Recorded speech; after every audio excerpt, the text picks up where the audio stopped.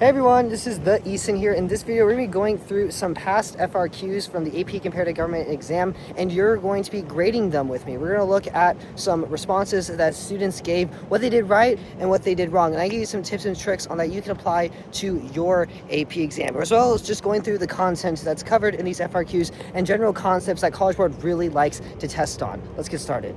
All right, so here we go. We have our first prompt to describe a social movement. So essentially you're just writing what a social movement is. You don't have to give any examples.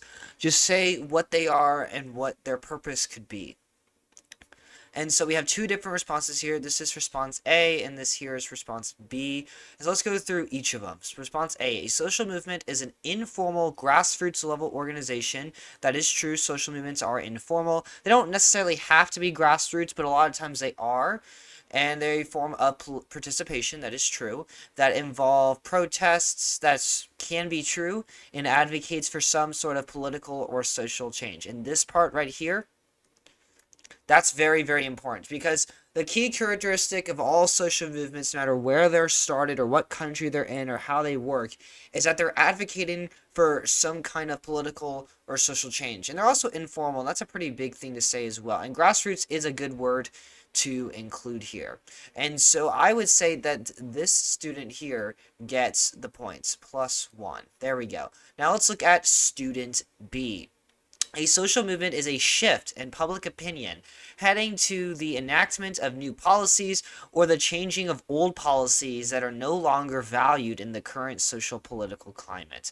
And that sounds pretty nice to say. It sounds like if I was in a conversation and someone described me what a social movement was, I may think initially, oh, okay, that's what a social movement is. But that's not what a social movement is. A social movement is an organization or some kind of advocacy to get change. It isn't the exact change that's occurring, because here it's saying that the social movement is the shift. No, the social movement is what brings about the shift, is what advocates for the shift. So this student does not get a point. No points are awarded for this student as a result. And so the chief reader here left a note kind of saying that some students took the idea of social movements and made it a little too informal and just said, oh, it's a group of individuals protesting. I can go out and protest flights to New York City and their cost, but that's not a social movement. I'm not advocating for any kind of social change. And that's the key characteristic of a social movement. And this is the rubric that the readers had here. Very simple descriptions: large groups of people pushing collectively for significant social or political change. This significant word here, you don't have to include that. That's just kind of an extra adjective. And then you can say multiple groups or individuals, kind of showing that organization here that the chief reader was talking about. And then something else noted is that some students gave examples, and examples aren't going to hurt you, but they're also not going to help you here. And what helps you is giving the description of a social movement here. Naming a social movement, naming an example is not going to get you any credit here.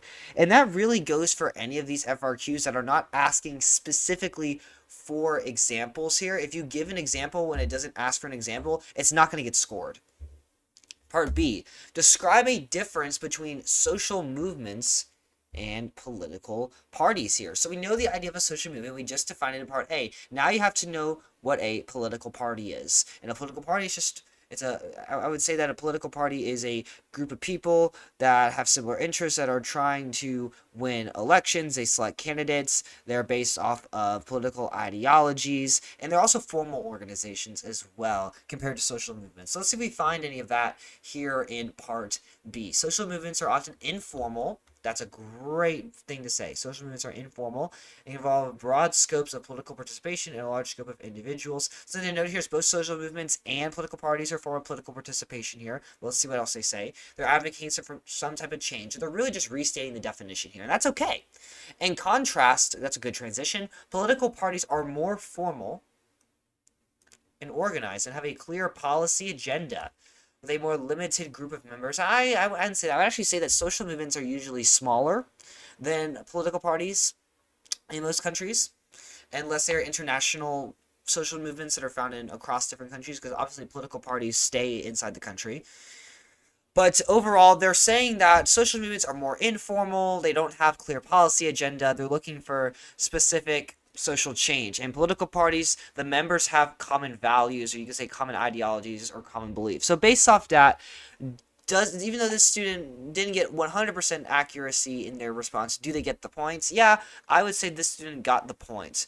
And the one thing is that you can say some incorrect stuff in your responses. However, just don't contradict yourself. This student didn't contradict themselves, so they got the points. But if you contradict yourself and you kind of go both ways in your response, the reader doesn't know what you know, and so you're going to lose credit that way. So let's look at response B here. A difference between social movements and political parties is that officials are elected directly into political parties, unlike social movements which are led by public concern of unofficial leaders here. And that's kind of incorrect. Although social movements may have unofficial leaders, officials are not directly elected into political parties. So that part about social movements is true, the unofficial leaders, but this is incorrect. Officials are elected directly into political parties. That is not true. That is not true. The political parties will select candidates. And if they said that, that would have been correct. But this student did not get that. So that's a key thing to look out for. So really, what this part is asking for is just a definition of both terms. And they may do that on the AP exam. They could ask you what's the difference between legitimacy and stability. Just give the definitions of them because they're different. And that's obviously going to be a difference. So that's an easy point. It should be an easy point for you to get. And you don't really have to write as much as this person did for part B. They wrote a good, big, beefy paragraph, and that's not necessarily required, but it can help you to write a little bit more as long as you don't contradict yourself. And so the chief reader said that some students they didn't give enough. So like they said political parties support the government. For one, that's not true. Not all political parties support the government or big government, little government, the government in office right now. There's not a lot of nuance to that. And social movements are trying to get political change. Again, there's not really a whole lot of nuance to it. And so there's a lot of different things that students could have said. You could have said informal organizations, formal organizations, just like the first student said. Social change to win elections. That's a good one. Political parties are obviously there to win seats, win elections. So that's a great way to include into your response. You can say endorse candidates, because social movements may endorse candidates that are promoting for a certain social change, but political parties are the ones that actually select and bring in the candidates into office. And so there's other things you could have said as well. These first three, though, are probably the most common amongst the students that got the point. Part C, explain how social movements affect political change here. So this is a little bit of not a trickier prompt, but you got to write a little bit more here to get the point. It's definitely a step forward from the first two prompts where we're just kind of describing certain vocab terms. So we're just explaining basically what can social movements do to bring about a political change in society. And so let's read this. Social movements affect political change through modes like protest. That's true. That's a form of political participation. Protest can gain popularity and increase participation. I would say political participation would be better to include here, but I still know what they're talking about. That can put pressure on the government to implement some sort of policy change that is being advocated for. Since social movements can threaten the legitimacy of a government, that's a great thing to include here. College Board loves it when you include political legitimacy. It's their favorite concept from this course. So talk about it as much as you can where it's relevant. So by threatening the legitimacy of the governments, these movements can influence new legislation and policy changes to appeal to the demands of the members and avoid further conflict. Yes, security and stability are very important. So this student tackled a lot of different areas in their response. And so the big thing here is that they're putting pressure on the government and putting pressure on the legitimacy to enact new legislation and new policy, because that's how you get political changes, through new policy and policy making. And so this student 100% got the point. All right, the next one. Social movements under a representative government system.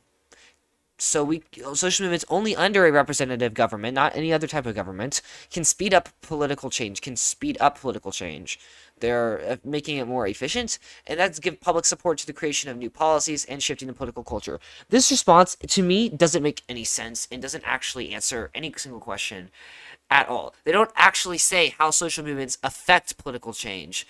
They explain the outcome of a social movement, but they don't specify how the social movements affect political change. For example, protesting is probably the easiest example and the example I would advocate for you to do. So this student did not get the point. And the chief reader said that this was pretty common, that a lot of students just didn't say how they can affect political changes. They gave the effects, like new policy, but they don't say how this occurs. And so there's a few different responses College Board gave. This is not an exhaustive list, but a list of ways that students could have gotten the points. So rallies, protests, any type of public demonstration. Social governments can encourage governments to enact policies by supporting candidates or supporting certain political parties. They can also contact or question the government or even lobby political officials to give some kind of pressure to enact policies. Or they may rely on violence to force political changes. And we see that in a lot of these unstable regimes. And finally, the last part to FRQ1, explain why a democratic regime might impose restrictions on a social movement. And we know that authoritarian regimes are really good at putting restrictions on social movements, civil society, political participation, and so on, because they want to limit the opposition. And they say, quote unquote, it's for stability and security, even though it's really just to target opposing groups of people. But democratic regimes don't just let people go willy-dilly and protest. There are restrictions and laws that they have in these countries, just like they have voting laws where you have to be a certain age to vote, or you have to be a citizen of the country to vote. They have restrictions on social movements as well. So let's read these responses.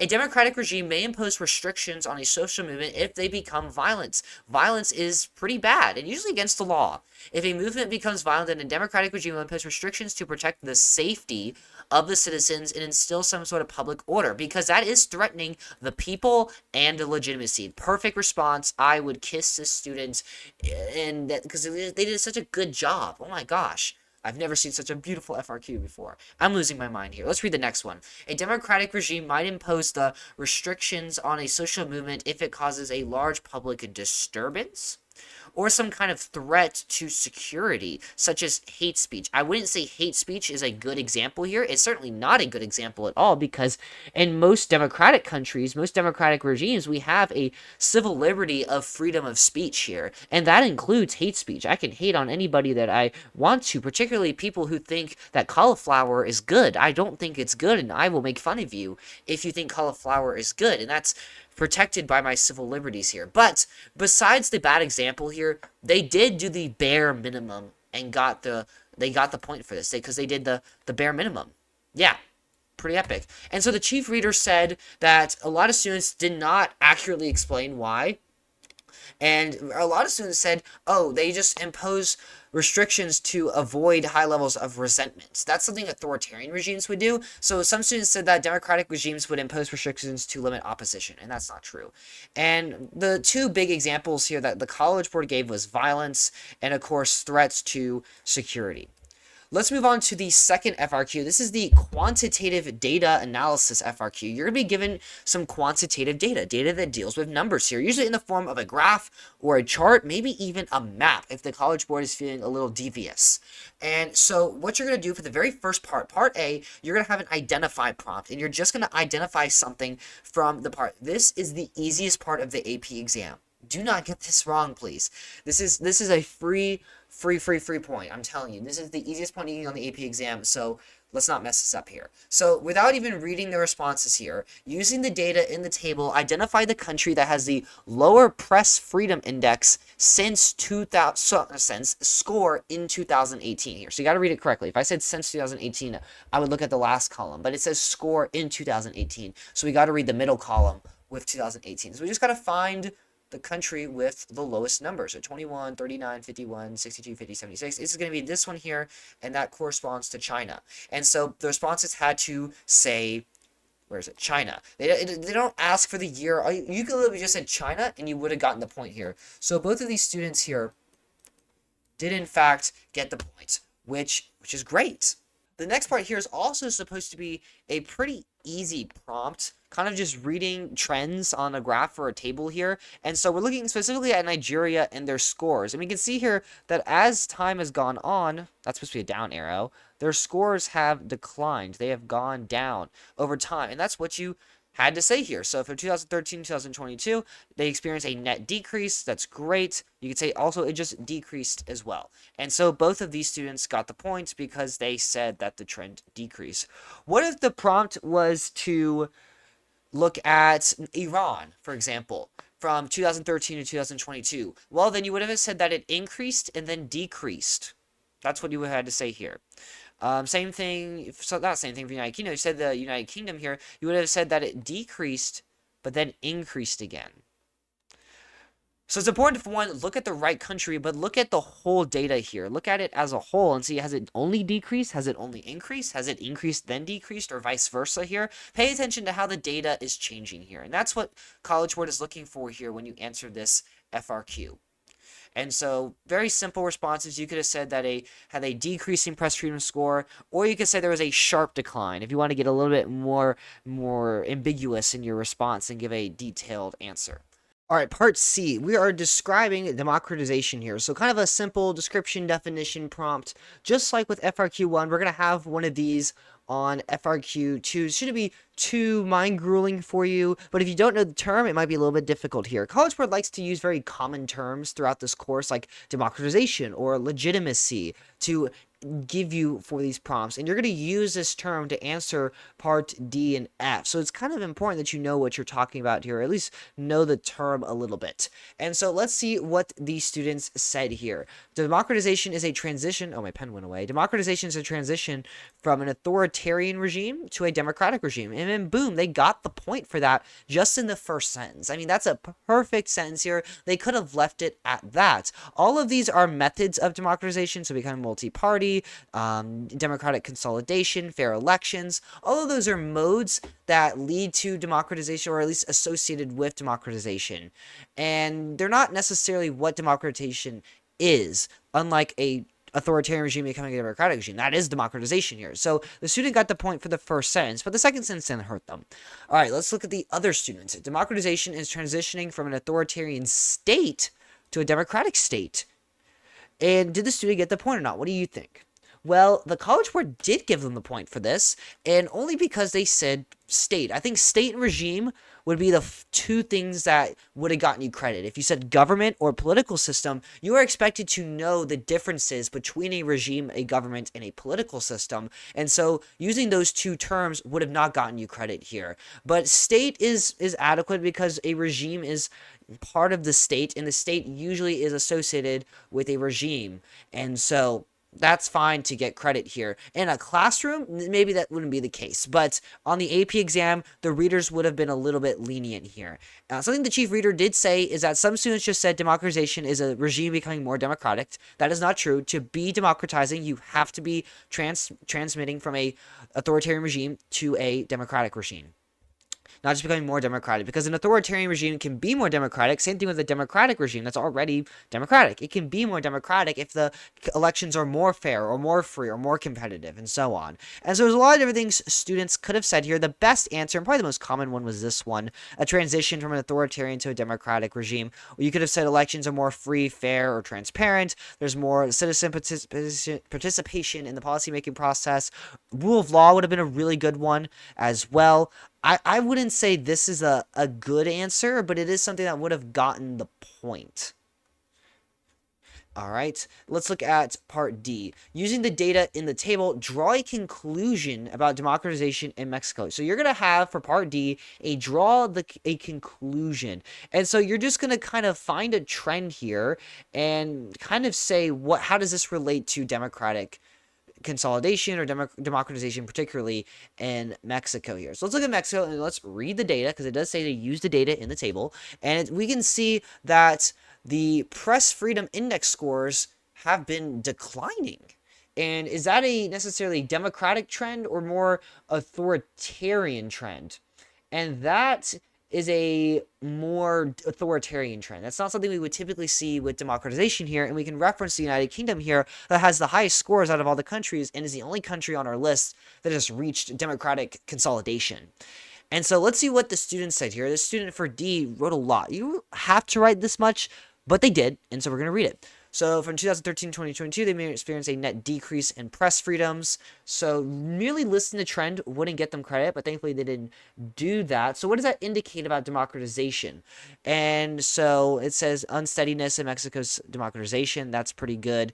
We say that civil liberties are not improving in the time period Mexico is in the process, and its freedoms are significantly higher than authoritarian regimes, China and Iran, but have not completely democratic consolidated, as Mexico has been a more dangerous place for journalists. I think that's what they're trying to say here during that 10-year period here. And so the College Board gave them credit specifically for the phrase unsteadiness in the democratization, as civil liberties like the freedom of press are not improving. So that first part here is what gave them the points. The second part, the comparison didn't really help them, but they did get the point in other areas here. So if you're unsure of what you're writing is getting the point, write a little bit more. And I think you're typing the AP exams now, so usually you're a fast typer. Our generation is tech savvy. So write just a little bit more, and you might be able to squeeze in that point somewhere. Let's look at the other student. They wrote a lot less. Democratization in Mexico hasn't been that good. That's very subjective. While this is also a more subjective prompt, I would refrain from using good or bad in this FRQ, as there are and this is because there's manipulation of Mexican citizens by cartels. They didn't even use the data in the table, and the prompt said to use the data in the table. So while the first student did, and they got the point, the second student did not, and did not get the point because they didn't use the data in the table, and that's what it tells you to. They didn't even draw a conclusion about democratization with like anything related to press freedom at all. They just talked about something completely off topic of the FRQ. And you don't do that. Stick on topic for the FRQ, please. All right, and something that the chief reader said was that the data still shows that press freedom is stalled in Mexico. Some students said that it declined. So what they did was they just merely read the data, but they didn't explain how the data relates to democratization here. And some students did not get points because they didn't answer the question, because the question asked them to relate it to democratization. And so perfect responses would have been the decline indicates democratization is stalled or uneven or regressing. We know that democratization can be reversed, and so maybe some students said that possibility of reversal. And we could say that while Mexico experienced some levels of democratization in other areas, particularly with their elections, there are some other state actors that have undermined press freedom and undermined democratization. And then finally, part E, explain how Iran's press freedom index score relates to its regime type. So we're looking at a lot of different countries here for this FRQ. We've looked at China, we've looked at Mexico, we've looked at Nigeria, and now we're looking at Iran particularly. So we're assessing a lot of our different course countries in one prompt here.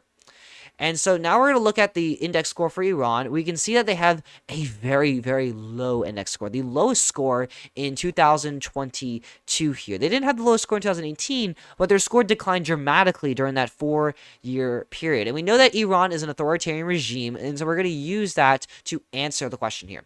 So Iran's low press freedom score relates to its authoritarian regime, as authoritarian regimes do not protect civil liberties of the people, like freedom of press. And that's good that they said freedom of press was a civil liberty instead of a civil right, because that's not true.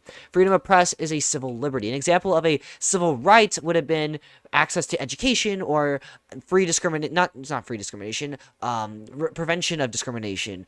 Those are examples of civil rights. Think of the Civil Rights Act. If you're from the United States, those are civil rights. They're not civil liberties. They are different, and College Board expects you to know the difference to them. Iran also has media outlets that are state-owned.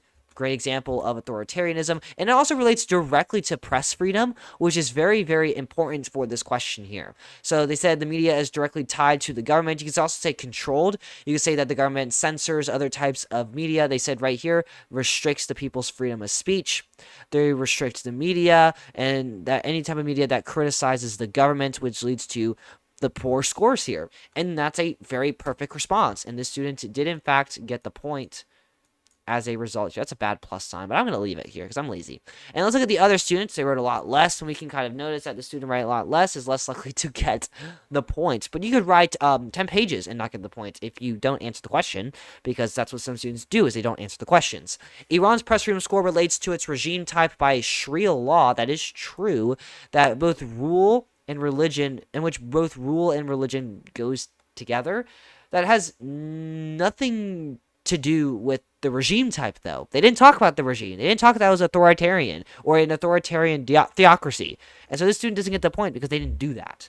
And so responses indicated the correlation between low press freedom and regime type, rather than explaining how the two are related. So some students said, oh, they have a low score because they're an authoritarian regime. But how does that make sense though? Like, why does being an authoritarian regime impact their scores? So you could have said that they control or influence the media. They restrict media that's critical of any type of anti-Muslim, anti-religious doctrine. You could also say it's a little more specific. I don't think students would have said this as much. Is that the supreme leader appoints the head of the ministry that regulates most broadcast media. This isn't something that's explicitly covered in the course, but it is something that you may have learned in class or you may just know. And so some students may have notioned at this in the FRQ, and they could have gotten the point for it.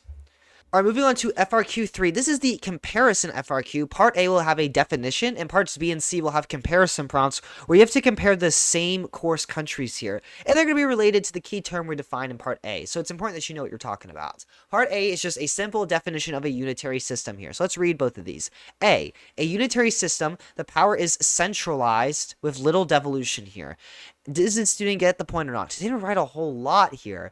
But they did say what a unitary system is. A unitary system centralizes the government, the power of the government. It's not dispersed. It's not spread out a lot. There's little devolution here. So this student did get the point. You don't have to write a lot to get the point. In fact, I'm going to tell you this. They don't want you to know this, but all your responses for every single part on an FRQ can be answered in one sentence. Now, I'm not saying you should do that, but you can do it. And so sometimes a short sentence, a one sentence response with not even 10 words may get you the point if you say the right words. So don't worry too much. Oh, am I writing enough? Don't worry about that. Worry, am I writing what's correct? What's answering the question here? So let's look at the second one. They wrote a lot more. A unitary system is a system of government where there are no inherent powers reserved for lower forms of government other than the central national government. However, powers often devolve from the central government to subnational governments to better localize policy and preserve legitimacy. So this second sentence doesn't really answer the question of what a unitary system is. It's a characteristic of a unitary system, but they did get the point for the first sentence where they said there's no inherent powers reserved for lower forms of government other than the central national government. So that's where they got the point here. And some students said that all the power is in the federal government, and that's not true here. That's not enough to get you the point here. Centralized is kind of the key word here. So you can say that this unitary system concentrates power at a national level. You could have said that the national government decides how much power they can give to subnational or regional governments here. And so this part kind of also relates to this one as well. You could have said that most power is concentrated in the central government with no guarantees, no promises of granting powers to regional governments. Moving on to part B, describe the division of power between the national and regional governments in two AP COPO course countries. And that's essentially asking, pick out two countries, identify if they're unitary or federal, and then describe how that works in that country here. And we have 3 unitary states and 3 federal states in this course. And so you can choose 2 unitary, you could choose 2 federal, or you could use 1 federal, 1 unitary. They weren't that specific here in the prompt. So you get a little bit of leeway here for this comparison. And so student number 1 and student number 2 chose the United Kingdom as one of their countries. And you had to give 2. If you give 2, that's how you get the points. And so let's read this. In the United Kingdom, the Prime Minister holds national power as he wins majority in Parliament's House, each district. I actually can't even read what they're saying. And let me see if the College Board said. In the United States hold national power as he wins majority in Parliament. However, each district has its representative in each district for its regional government, whereas in China, the president has both the national and regional governments. I'm already struggling understanding what they're talking about. What does the president of China have? What? That doesn't make any sense at all. And so the China part didn't get the point. The United Kingdom part, they didn't give the points at all. Yeah, it doesn't make any sense at all what they're talking about here. It's not correct. I don't even know how else to say it. It's not correct. And now let's look at the other one. Did the other student get the point here? In the United Kingdom, the division of power is that of a unitary state. Great. That's a perfect way to start it out. It's just merely identifying if it's unitary or federal or not. But what does that mean? There are no powers guaranteed for the subnational districts. Boom. Some powers often devolve. Boom. That is perfect response here. So they got 1 point for the unitary United Kingdom. Now let's look at Nigeria, which is the other country they're talking about. It is federal. That is true. Great way to start it out. Great way to kind of organize your thoughts and give a cohesive response. They said each subnational government has reserved power. Boom, got the point right for that. A key difference between unitary and federal states is that there is reserved power for regional governments in federal states, and they can make their own policy that is in tandem with the national government's policy. And so that's a perfect response here. And it makes sense. Like, they gave logical thoughts, they gave accurate thoughts, which the first student did not do here. And so something that some students said is they just said, oh, Iran utilizes a federal system, which is incorrect. They said, for one, the incorrect division, or they just said, oh, it's federal. And they didn't actually do any comparison or descriptions here. And so that wouldn't get any responses here. So some examples of responses for the 3 countries we looked at. There's the 3 other countries on the rubric, but I didn't put those here. The United Kingdom's unitary system. The country's central government has devolved varying power to regional assemblies. Perfect response here. They didn't say that in the first one. And then for China, unitary system, subnational governments cannot make policies without the Communist Party's approval. And something that else that I would have added is that the Communist Party is the majority party in the political system, in the national legislature, the central government where the power is concentrated. Nigeria is a federal system, true, that divides power among different levels of government in each of the 36 states. Each have their own type of local autonomy here, but there's also powers reserved in the national government here. And this student did say that. The student did say that the national government does have their own powers here. So that's very important to also say. Some students probably did say that, oh, the federal states, they don't have power in the national government. That isn't true. The national government still has power. Power is just shared between the local governments and the national governments. And part C here, we're using the same countries from part B, but we're explaining how the division of power between these countries can address social cleavages. And so this student 1. Yeah, this is still student 1. And so let's look what they said here. In the United Kingdom, the division was addressed when Wales, they spelled Wales wrong too. Wales does not have an H in it, was granted its own recognition after resulting conflicts. The division of power allows for more autonomy in address of citizen wants. That is true. And that did get the point for them. They didn't specifically say devolution, which did hurt them a little bit, but they did say that it gives more autonomy and it addresses what the citizens want. And so that's what got them the point here. They did get the point for that's inclusion here. And so they answered it in 2 sentences. The second sentence is really what got them the point here. And so they did get 1 out of 2 points for part C. Now, why didn't they get the second point? Well, in Mexico, I'm going to stop right there. If we look back here, they didn't talk about Mexico in part B. Now they're just moving over to Mexico. You can't do that. It says here you have to use the countries that you used in part B. So they should be talking about China here. Now, even if they got this part wrong with China and they said something correct about China in part C, they could have gotten the point in part C. But they didn't even bring up China. They used Mexico, and you can't do that. And so they're not going to get the point here. Even if this is correct or not, they can't get the points. And so responses did not earn points because they didn't accurately connect a social cleavage to a division of power. So some students did just say, like, what is an advantage of a federal system? What's an advantage of a unitary system? But they didn't connect it to social movements or social cleavages or political cleavages here, particularly with different groups of people here. And so a response that wouldn't have gotten the point is Mexico's division of power allows for representation of its various diverse groups. That's not a very nuanced response. It doesn't talk about social cleavages directly and how they relate to federalism in Mexico. And so some examples of responses here would have been China's national government, which is unitary, it maintains total sovereignty. It doesn't respond to challenges. It doesn't respond to social cleavages here. And that's something else that you could have said. The United Kingdom allows for a regional referendum on Scottish independence. That's a very specific social cleavage, but that would have been fine as well. You can give specific social cleavages here in these responses. And in fact, I would say the more specific you can be for this FRQ, the better. And then for Mexico, because this student brought up Mexico, I'll go over it. They are a federal country. They have varying policies across the different states, particularly in the North and the South, because the North has different needs in the South. The North is more industrial based. The South is more agrarian based. The North is more urban. The South is more rural. So they've got different needs, different priorities, and different populations as well. The North is way more populated. We learned that in Unit 5. Mexico allows regional governments to address challenges posed by cleavages because states are constitutionally empowered to adopt policies that meet the unique needs of the indigenous people. So that's a little bit of a fun fact. If you knew that, you could have talked about it, but it's not something that you really have to know for the AP exam and for your success in the AP exam.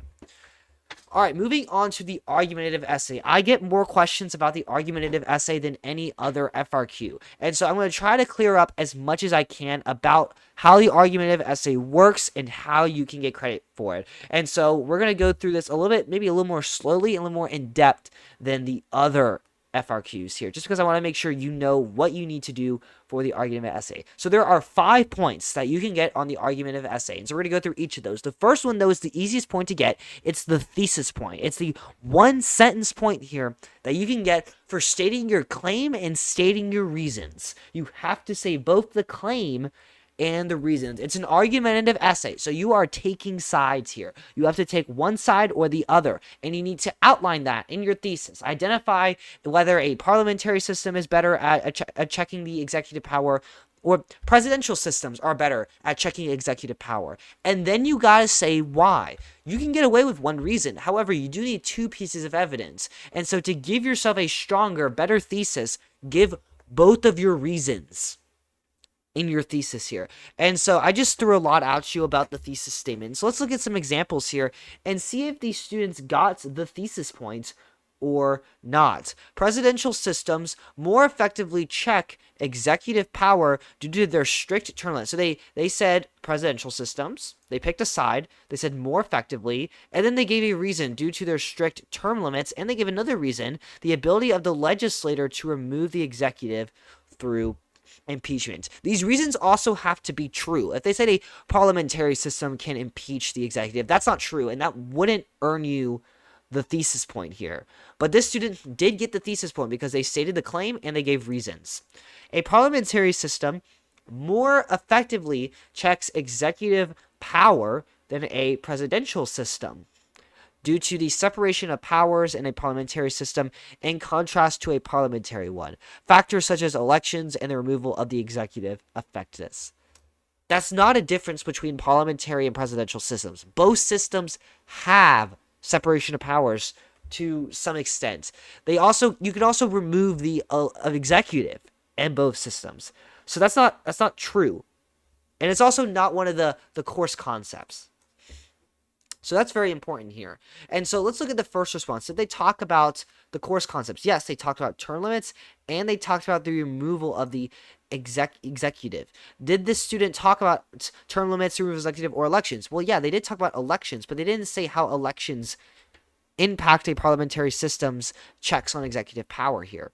And so they really talk about separation of power, but that's not one of the course concepts. And so they didn't get the point for that reason, and because they didn't get the point for they didn't say something that was true. However, they did say correctly, they picked a side. They did say parliamentary systems are better, but that's not enough. So this student did not get the point. Let's look at the next one. This is the shortest one of them all. Parliamentary systems check executive power more effectively, so they gave a claim. They are better as a parliamentary system. That's a simple way of saying because ineffective chief executives can be removed more efficiently and easily. Now, what the student said was a subjective statement. However, this is a subjective prompt. You are taking a side here. Now, it doesn't have to be the side you agree with. Please do the side that's just easier for you to do. And yeah, they can say more efficiently and easily as long as in their evidence they back it up and they say why. And they also did talk about something that is on the course concepts list. You're going to give 3 different course concepts. Please talk about the course concepts. Otherwise, you're not going to get any credit, just like this second student did here. And they talked about the removal of the executive. They said the chief executive, that's the same thing. You could just said executive. And so yeah, this student definitely got the thesis point. Now, this student not getting the thesis point here is going to hurt them later in the FRQ, and I will show you why this is going to hurt them. And so, just kind of restating this again, examples of responses that didn't get the point is merely just restating the prompt. So, just giving a side without any reasoning here. And anything that also doesn't respond to the prompt, so just merely listing facts about parliamentary or presidential systems, that's not argumentative. So, you can't get the point. It's not an informative essay, it's an argumentative essay. And so, when you're structuring your essay, that's a question I get is how do I structure my essay? The first paragraph is your thesis. And that's it. That's all you have to write is the thesis. Don't give an introduction. Don't give any type of contextualization. This is not AP US history. Don't give contextualization. Don't give any facts or background information like what these students did here. Don't do that. Just give your thesis. And then you get the point. And then move on to the evidence. And so let's look at some evidence and some elaboration here. I've combined them together. So you can earn up to 2 points on evidence and 1 point on reasoning or elaboration, whichever you prefer to say. The College Board says reasoning. I'm going to say elaboration because that just makes more sense. And so let's read the first student here and see if they get any evidence points or reasoning points. So how do you earn the evidence points? To earn the evidence points, you just got to provide course country evidence here. So pick a course country, or pick 2 course countries, I shall say. Pick 2 course countries and explain how they support your thesis. So this student said, presidential systems effectively check executive power through strict term limits. That does relate to their thesis. They chose presidential systems as the better one. So they're going to say presidential systems are better. Or they could have said parliamentary systems are worse at this process because that's also a way they could have gone. But they went with presidential systems are more effectively checking executive power through strict term limits. That's true. Parliamentary systems don't have term limits for the executive.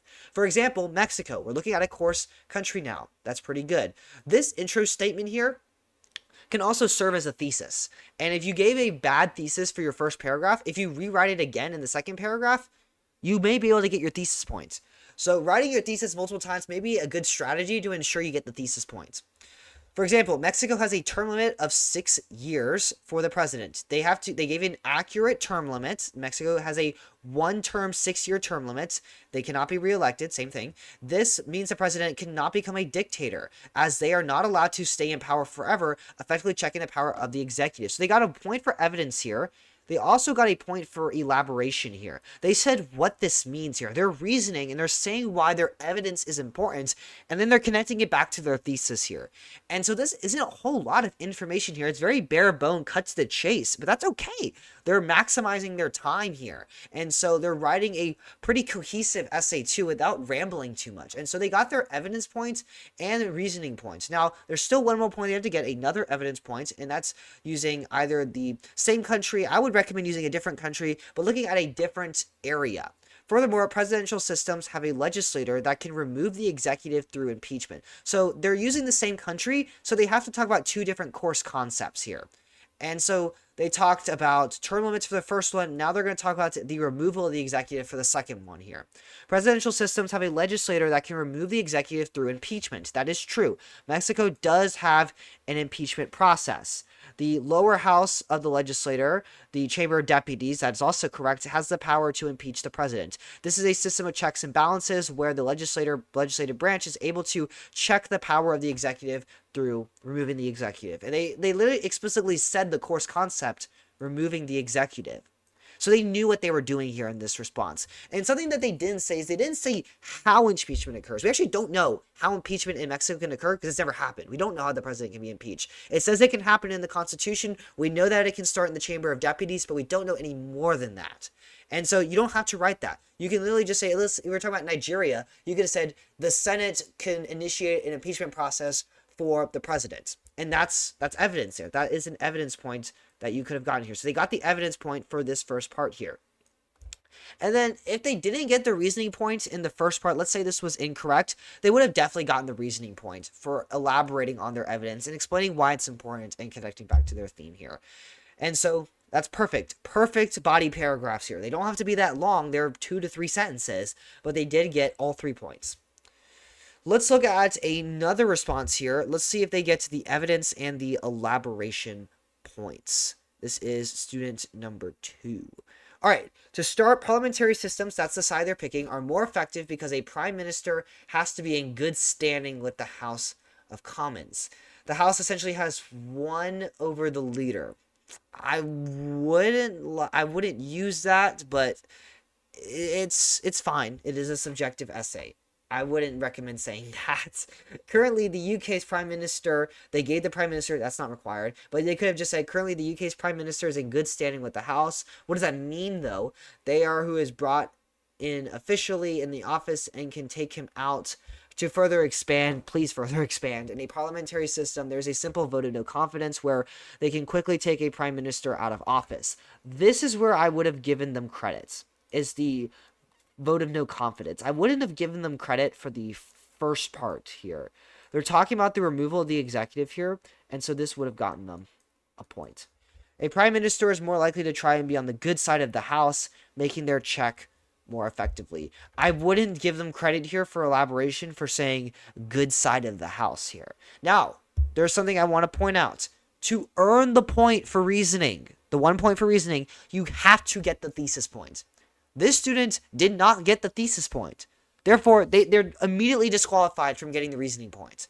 The only points you're allowed to get if you don't earn the thesis point is evidence. You can only get a 2 out of 5 if you don't get the thesis point. College Board is very strict about that. There are no exceptions. So please, I'm emphasizing, get the thesis point. Make sure you write a good thesis here, or you're going to hurt yourself on this FRQ. They also said a little bit more. Let's read it. Subsequently, a presidential check is typically less effective. Okay, so they're taking the route of explaining why the other system is worse.